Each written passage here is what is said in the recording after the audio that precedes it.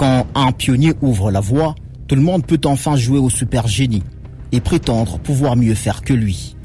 Mais on ne peut faire la marionnette pendant si longtemps, surtout quand il est question de faire preuve d'une volonté politique pour le bien-être de sa population. En tant que gouverneur, Richard Muyej-Manguez-Mons a un bilan tellement élogieux. Il faut le dire en toute simplicité et humilité, Richard Muyej-Manguez-Mons est un gouverneur remarquable, un acteur politique avisé et réellement soucieux de répondre présent aux appels incessants de ses compatriotes. Le bâtisseur ou Papa Solution ne sont donc de creux slogans propagandistes au vu de ses réalisations. Mais à ce jour, l'honnêteté ne veut plus rien dire. Très maladroitement et même ridiculement, on tente à tout prix de s'approprier les réalisations de cet homme, faute d'impressionnantes depuis son départ. Le siège de l'Assemblée provinciale du Lualaba, le centre de négoce, l'aérogare, la route bypass et son projet d'échangeur, ajoutez-y le pavillon présidentiel et tant d'autres projets, constituent la cible de cette démarche honteuse et totalement antipatriotique. Asseyez-vous confortablement et laissez-vous emporter pendant 30 minutes dans ce rapide qui circonscrit l'empreinte du bâtisseur que la haine de l'homme ne peut effacer.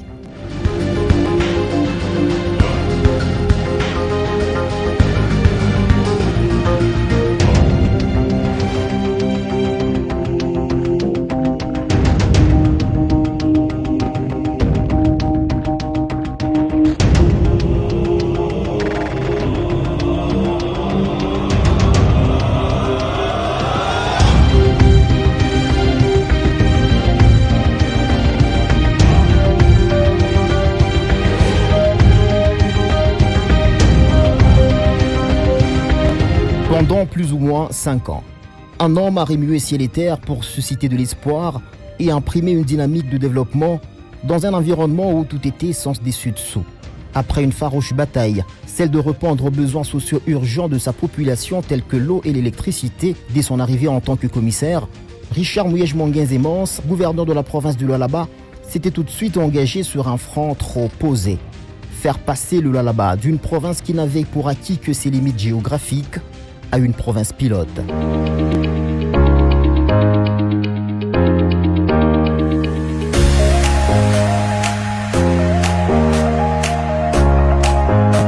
Une chèvre à la tête d'une multitude de félins perd de la guerre, alors qu'un lion à la tête d'un troupeau de brebis la gagne. Richard Muyej-Manguez-Mons est ce lion, prêt à tout pour protéger son Lualaba et faire profiter à ses fils et filles de ses ressources. Richard Muyej-Manguez-Mons devient commissaire au Lualaba en 2015. Quelques années plus tôt, les Lualabais venaient de perdre le plus emblématique de leurs établissements scolaires publics, parti en fumée, l'Athénée de Kolwezi. Il sera parmi les tout premiers chantiers du secteur éducatif de Richard Muyej-Manguez-Mons. Après sa totale réhabilitation et plusieurs ajouts, l'école porte le nom de Ewabora. C'est la plus belle école de Kolwezi.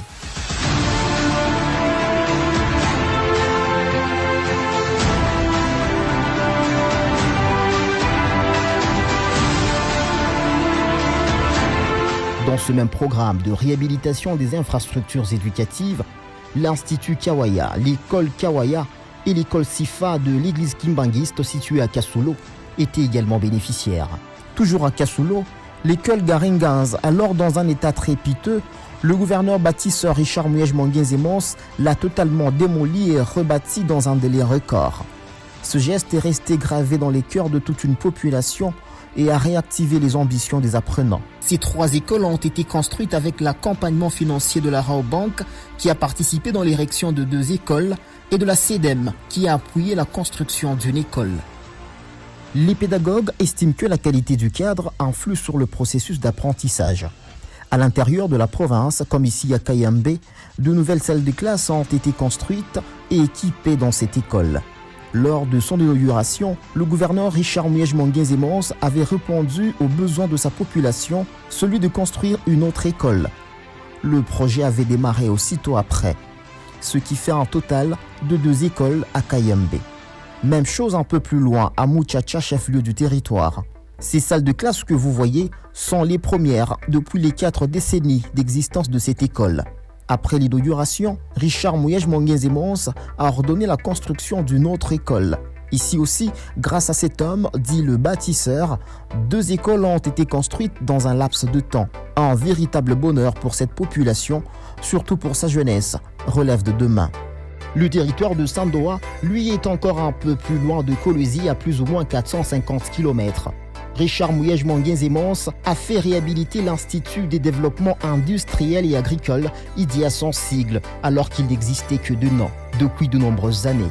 Encore une fois, à l'intérieur de la province du Lualaba, à plus de 750 km de Kolwezi dans le territoire de Kapanga, Richard Mouyej Monguenzemons a fait réhabiliter l'Institut supérieur pédagogique de Musumba.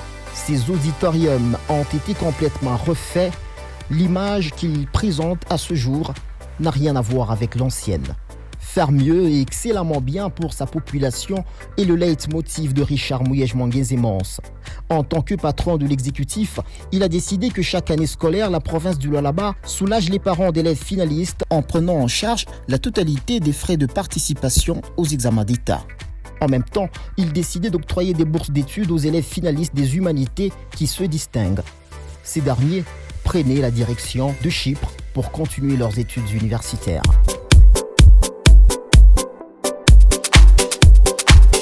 L'histoire retiendra également que Richard Mouyej Monguenzemons incarne le souci de l'excellence et l'a nettement exprimé à travers les amphithéâtres modernes érigés à l'université de Kolwezi et dans les institutions supérieures, à savoir l'ISTA et l'ISTEM. Garnis d'écrans géants dernière génération, de ces amphithéâtres, les étudiants peuvent acquérir du savoir d'un animateur de cours, quelle que soit sa position géographique sur le globe. Sur ce même chapitre, soucieux de favoriser la formation permanente et la promotion des jeunes enseignants, le gouverneur Mouyej a institué le fonds de recherche avec pour objectif de financer les voyages d'études, les programmes de recherche pour les doctorants et l'organisation des colloques scientifiques. La province de Richard Mouyej Monguenzemons en avait déjà marre de toujours recourir à la Zambie pour s'offrir sa denrée de première nécessité, la farine de maïs. Aussi, elle voulait diversifier son économie en versant entre autres dans l'agriculture. C'est dans ce cadre qu'est né le projet expérimental de Nkando.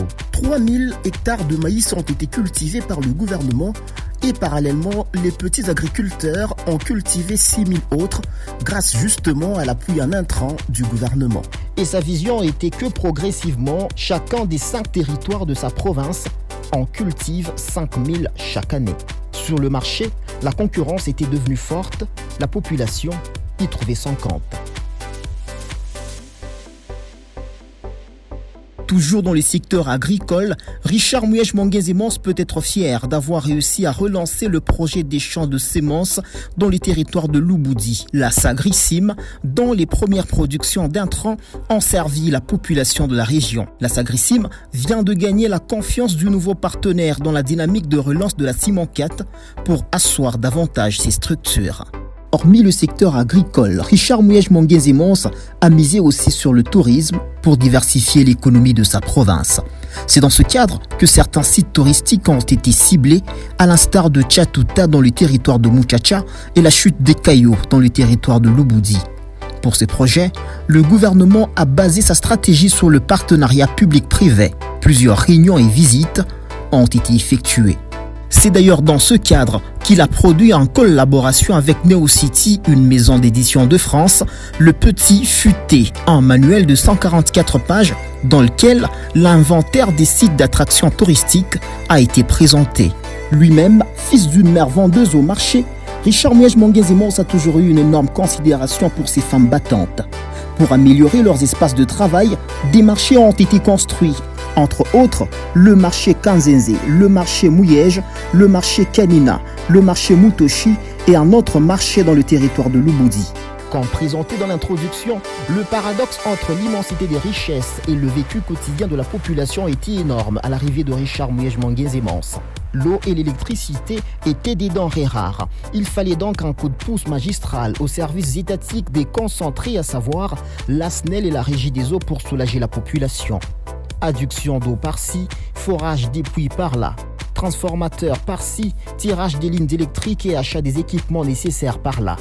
L'apport était tout simplement de taille. Parmi les villes récemment créées en RDC figurait Kassaji. Elle est la deuxième ville de la province du Lualaba. Ce nouveau statut a conduit Richard Mouyej Manguin-Zemons à entreprendre très rapidement les travaux de construction de la mairie et des résidences de maires. Aujourd'hui, c'est chose faite. Cette entité territoriale décentralisée est en train de se transformer petit à petit pour ressembler à une véritable ville. En même temps, il fallait viabiliser l'administration de la police locale en lui offrant un cadre de travail digne. C'est chose faite. Sasa tufanye nguvu ville ya Kassaji ipate sura ya ville, tutoke musura ya cité twende musura ya ville. Haina vile efori ya kwanza inapaswa tujenge mairie ya Kassaji, tujenge mabiro ya mairie, tujenge mabiro ya polisi, tujenge mabiro ya maservisi mbalimbali na tujenge manyumba ya wale wakuwa watadirije vile ya Kassaji. Haina vile bandugu.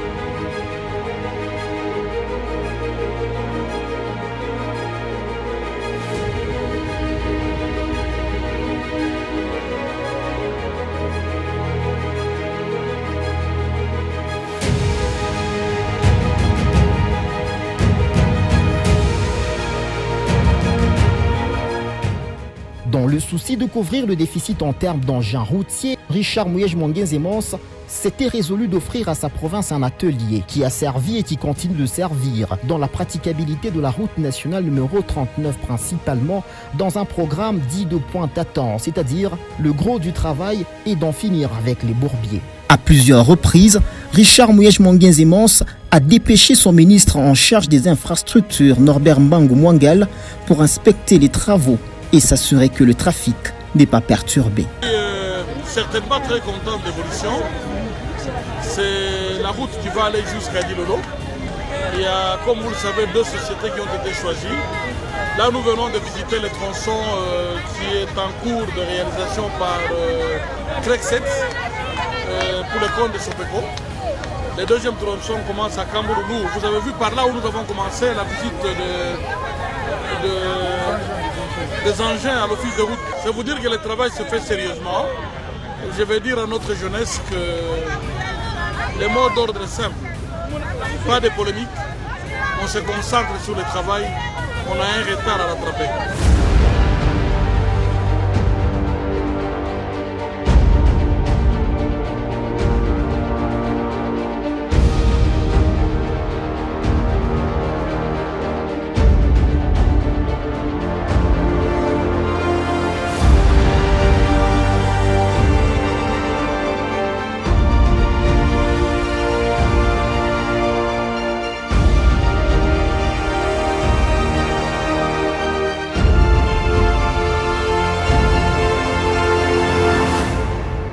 En tout cas, je suis très content de la manière dont la route est arrangée. Je viens de faire Kolwezi-Kassaji, la route est en bon état. Je viens de faire Kassaji-Dilolo, jusqu'à Divouma, tout est bien arrangé et la brigade est en train de faire du bon travail. Je suis vraiment très content.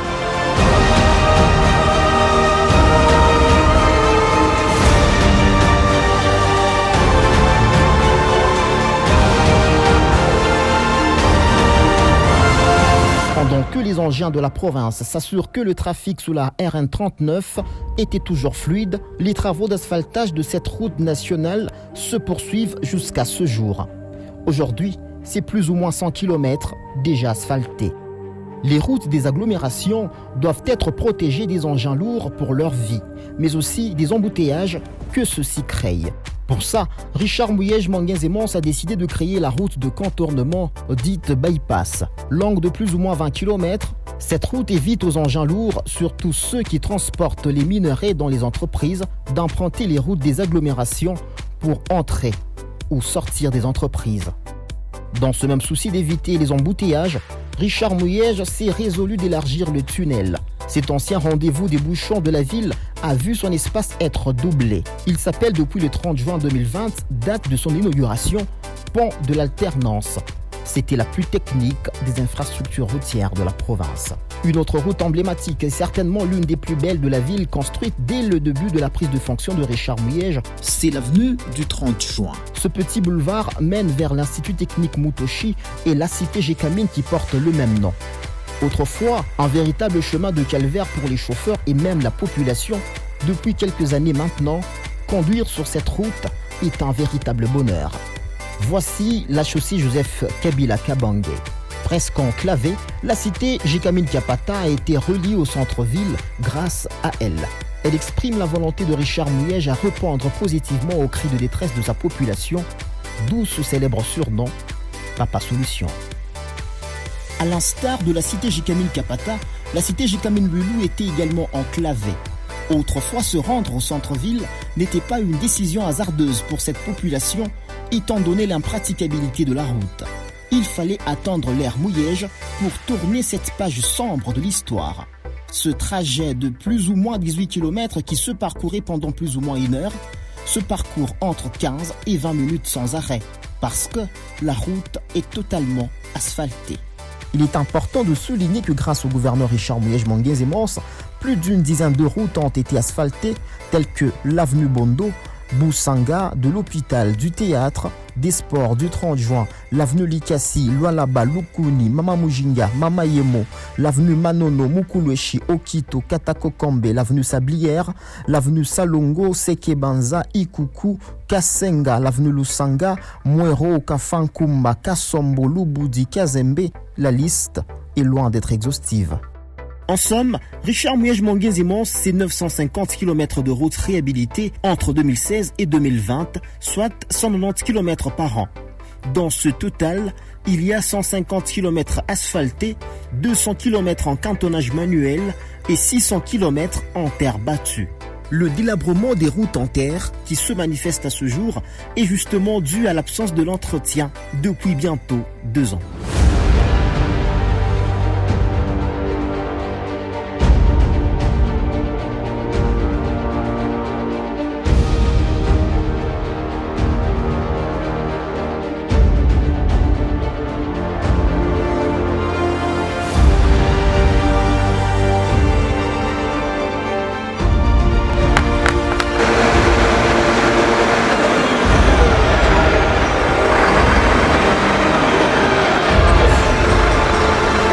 C'est une route importante, comme vous le savez, une bonne partie de la population habite de ce côté-ci.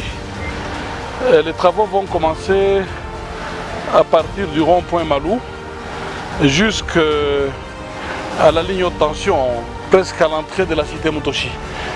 Non seulement on va raser, mais on va asphalter. Ça sera macadamisé jusqu'au bout. C'est dans l'élan de modernité, nous devons absolument rendre cette route praticable.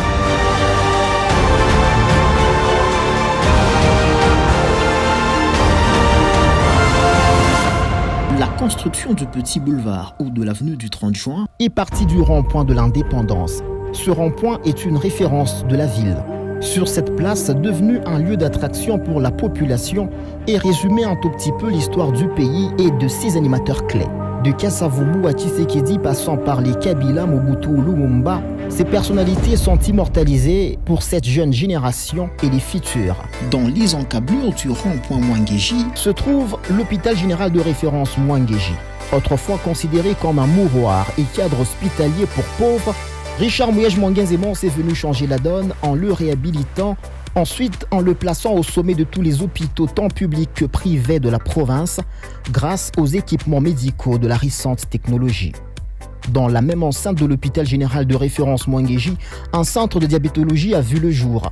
L'idée est de favoriser une meilleure prise en charge des diabétiques, ainsi limiter les décès qui surviennent faute de celle-ci.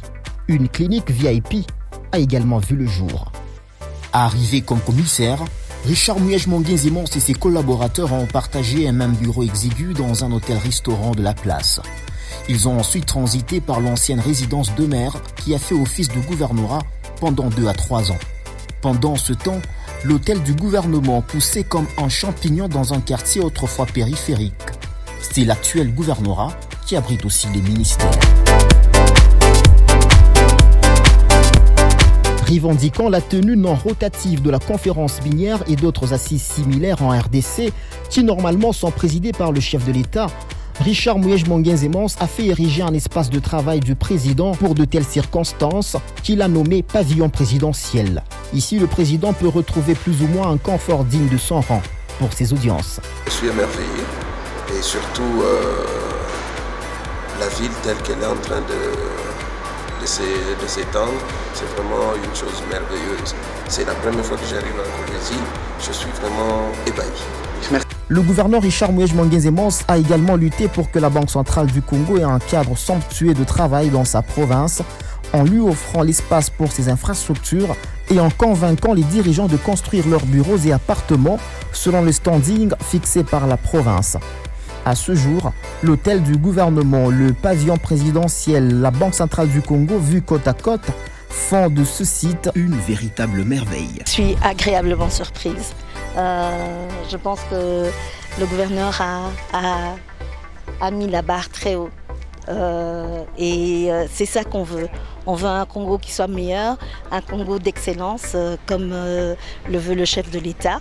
Et je pense que le gouverneur a entrepris, les initiatives qu'il a entreprises ont réalisé juste ça. Donc, c'est-à-dire mettre des critères qui soient d'excellence. Et je suis extrêmement impressionnée, que ce soit l'architecture, que ce soit la qualité des matériaux qui ont été utilisés, que ce soit la vision du gouverneur est exactement à épouser la vision du chef de l'État. C'est une province qui ne fait que... C'est un grand boom. C'est une province qui a énormément d'avenir. C'est une province qui est porteuse du secteur qui contribue le plus à l'économie nationale. Et on peut dire que l'avenir de demain, ce sera sans doute le Lualaba.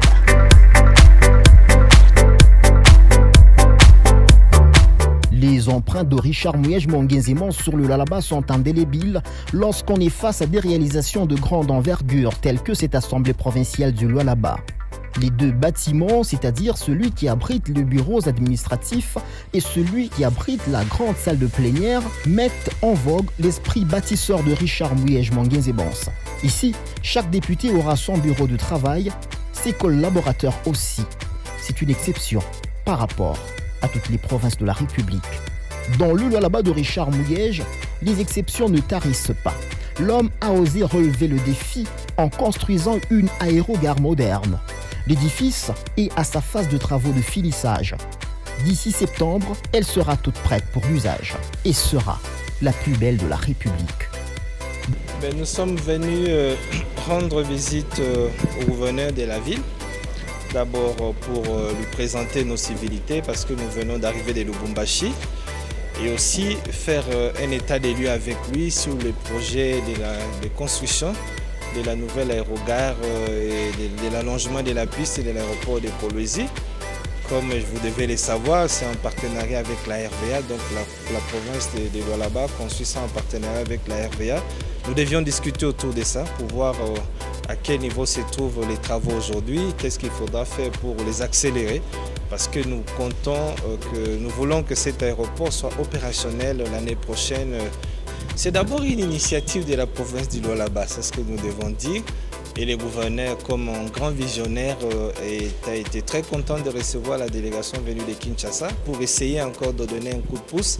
Nous avons évalué ce qui a été fait, ce qui reste à faire et comme ça que nous sommes avec les ministres pour aller sur le terrain, voir ce qui est en train d'être fait pour essayer de donner un coup de pouce. Sur ce projet par exemple, il y a tant de gloire à tirer pour certains qui vont jusqu'à offrir de fausses informations à la population selon lesquelles Richard Muyej Mongenze-Mons n'avait disponibilisé les fonds nécessaires pour son achèvement alors qu'il avait obtenu d'Equity Bank la quasi-totalité du financement de cette aérogare. Le contrat existe bel et bien. Allez-y comprendre l'envie de nuire derrière certains sourires.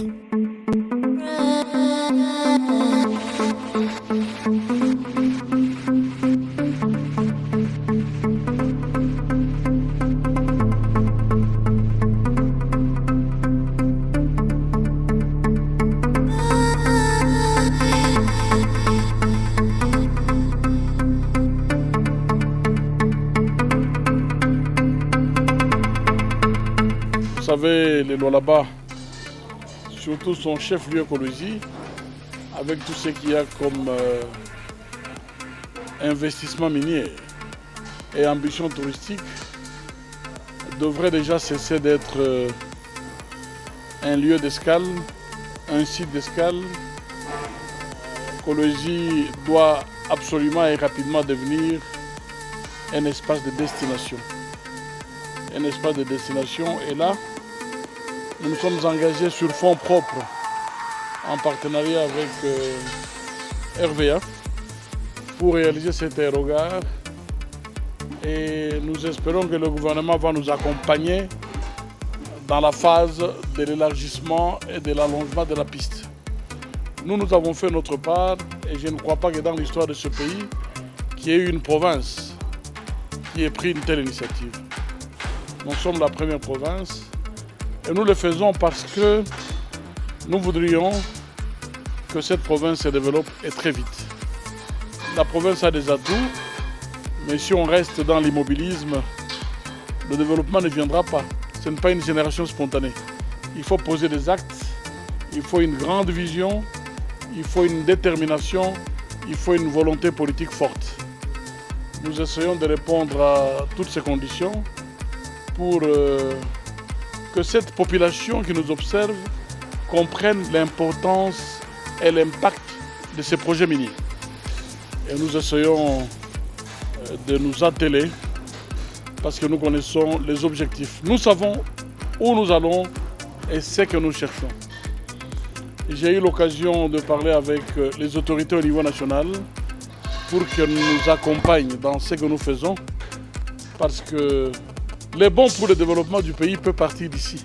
Nous avons les atouts. Dans le souci de prêcher par l'exemple en tant que bâtisseur et leader, Richard Muyej Mongenzimons, via son gouvernement, a complètement financé la construction du bureau communal de Fungoromé. Tout ce que la commune a eu comme responsabilité à prendre, c'était celle de l'équiper. Un autre gigantesque projet, c'est le centre de négoce. Il est conçu pour être un énorme marché des produits miniers issus du secteur artisanal. Richard Muyej Mongenzimons l'a imaginé pour permettre à la province par ricochet à la République de contrôler et de tracer les produits miniers, mais aussi pour en finir avec les conflits permanents entre les acheteurs et les creuseurs sur fond des trucages des balances. Banques, lieux de repos, laboratoires, etc. sont également érigés sur cet espace de plus d'une dizaine d'hectares. Fermé pour non-viabilité, le stade Dominique Diour a réouvert ses portes grâce à Richard Muyej Mongenzimons. Il fallait reconstruire la clôture à certains endroits, placer une pelouse synthétique, placer le tartan tout autour de l'aire de jeu du sport roi pour les athlètes, construire l'aire de jeu de basketball, volleyball et handball, tout en réfectionnant l'espace des supporters et la tribune. Le tout pour rendre hommage et immortaliser son prédécesseur qui, lui, a gouverné le Lualaba entre 1964 et 1966. Dominique Diour. Pendant que le stade Dominique Diour ne pouvait pas accueillir les compétitions de football, Richard Muyej Mongenzimons avait en urgence rendu viable le stade Manika, un stade privé de la GECAMIN, en lui offrant une pelouse synthétique et bien entendu d'autres aménagements y afférents.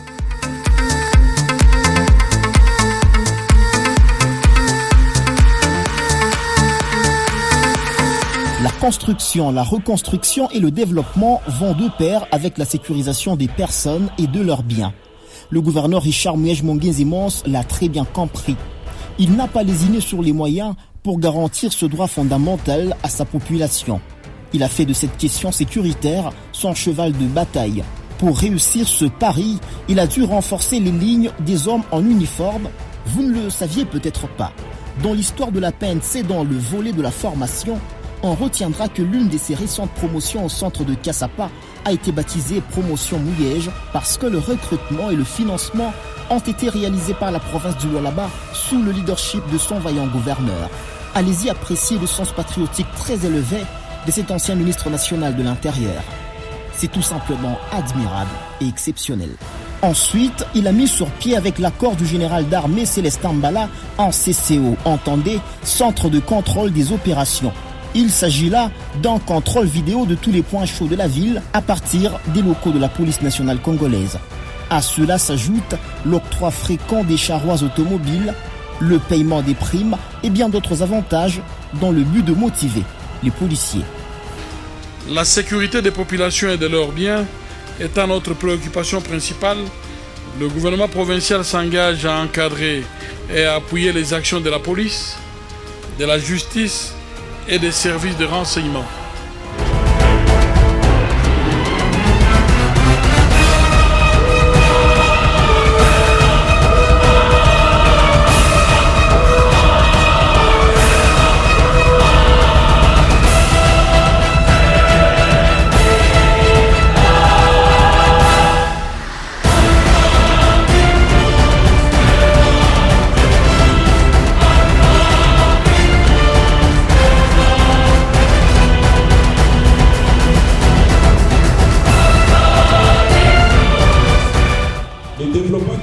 Aussi, nous connaissons le code qu'il faut faire pour que le Congo se développe.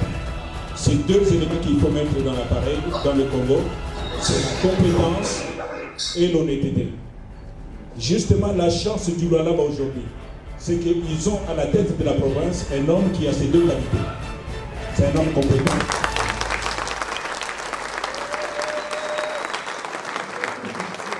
C'est un homme compétent et c'est un homme honnête. Honnête pourquoi? Parce qu'il a compris le principe selon lequel l'argent du trésor public doit servir à la communauté. C'est que l'autre n'a pas compris.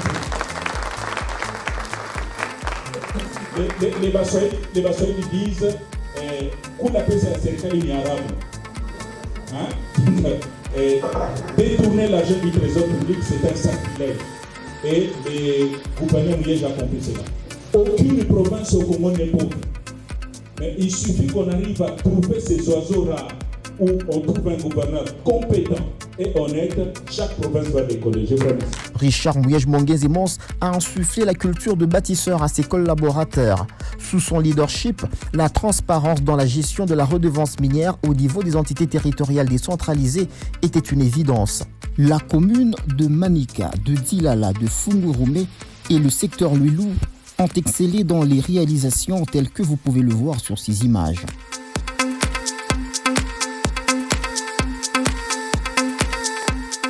Le gouverneur me soutient à 100%.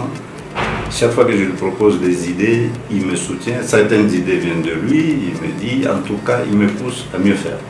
Donc les relations sont au beau fixe. Nous lui jetons des fleurs. Lui, les critères des entités territoriales décentralisées. Et quand on a eu cette redevance, c'est quand lui il était là, c'était pendant son premier mandat. Et il nous prodiguait toujours des conseils d'être un bon gestionnaire. D'être un bon gestionnaire pour que la population puisse bénéficier de cette redevance minière. C'est ainsi qu'aujourd'hui, moi je ne l'appelle pas gouverneur, je l'appelle le grand baobab de la province du Lualaba. C'est grâce à ces initiatives, c'est grâce à ces conseils qu'aujourd'hui, nous nous sommes lancés sur la même longueur d'onde pour suivre ce qu'il est en train de faire dans le cadre de développement. Par la vision du gouverneur de notre province, nous avons développé un protocole. Lequel protocole fait que la commune de Manika est bénéficiaire d'une redevance de 20% qui nous vient de la commune de Dilala. C'est ainsi que nous pouvons dire aujourd'hui et affirmer sans crainte d'être contredit. C'est la loi qui est derrière nous, c'est le gouverneur, son excellence qui est devant nous en tant que leader et nous suivons ses pas.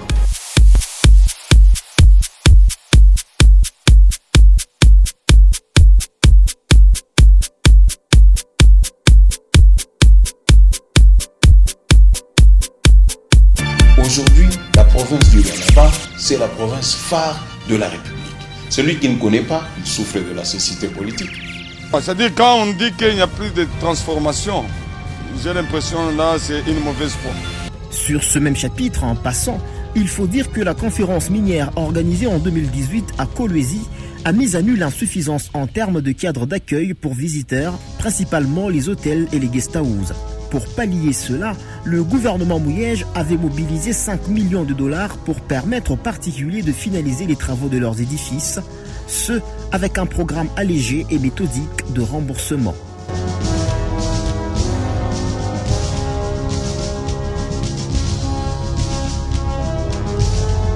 L'exemple vient d'en haut, dit-on. Ils ont vu Richard Muyej-Mongenze-Mons contribuer à la beauté de la ville avec des constructions imposantes. L'effet de contagion a fait son travail jusqu'à atteindre les privés. L'ère Muyej a enregistré d'importants investissements dans l'immobilier tels que MyRêve, MyVilla, MySuite, Raobank et bien d'autres bâtisses encore en chantier. Rincez-vous l'œil. Je suis l'homme le plus heureux. Quand je passais par ici plus tard,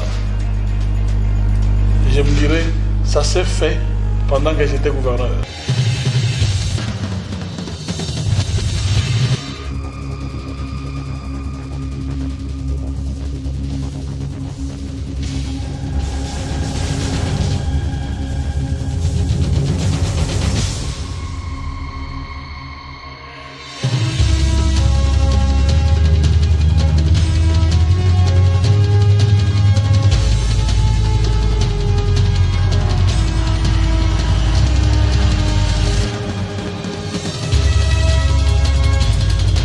Nous nous sentons honorés par tous ceux qui adhèrent à la dynamique des bâtisseurs que nous sommes.